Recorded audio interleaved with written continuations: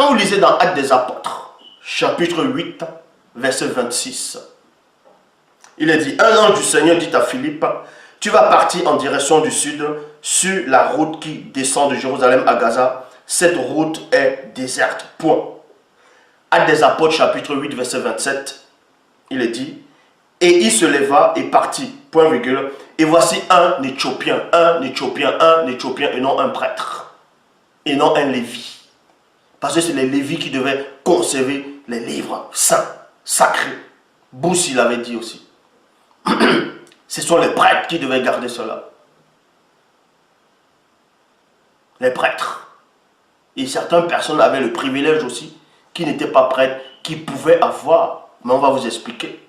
Mais on dit ici, dans Actes des Apôtres, chapitre 8, verset 27, et il se leva et partit, et voici un Éthiopien, virgule, un eunuque de haute autorité, sous Candace, reine des Éthiopiens, qui avait charge de tous les trésors, et il était venu à Jérusalem pour adorer. Donc on vous dit ici, en cours de chemin, en cours de route, il y avait un unique Éthiopien de, on va dire, influent, quelqu'un de très important. C'était quelqu'un qui était riche, celui qui était même le surintendant de tous les trésors de la reine des Égyptiens, de l'Égypte.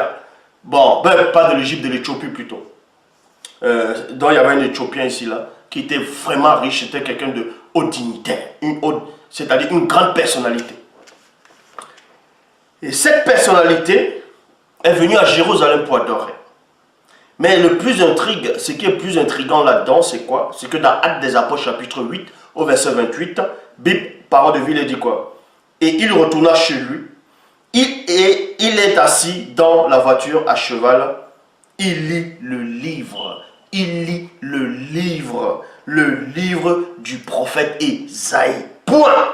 Beaucoup de personnes ont lu ce passage sans toutefois voir l'anomalie, sans toutefois comprendre le mystère. C'est normal. Ils sont habitués qu'au mensonge, car il n'y a qu'un seul enseignant, celui qui est en face de vous. Donc la question est de savoir comment ce haut dignitaire éthiopien a fait comment pour être en possession du livre d'Ésaïe. Alors que nous savons que dans Luc chapitre 4 au verset 17, Christ on lui a remis le livre d'Ésaïe dans la synagogue, dans l'endroit de prière, dans le lieu de prière. Et c'était gardé à cet endroit. Depuis quand un Éthiopien va aller dans la synagogue, on lui donne le livre d'Ésaïe et il part avec. Puisque là, il rentre chez lui en Éthiopie, avec le livre d'Ésaïe.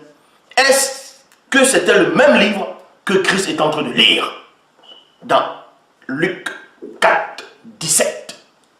Je vous dis que non. Ce qu'il lisait ici, c'était une copie du livre d'Ésaïe.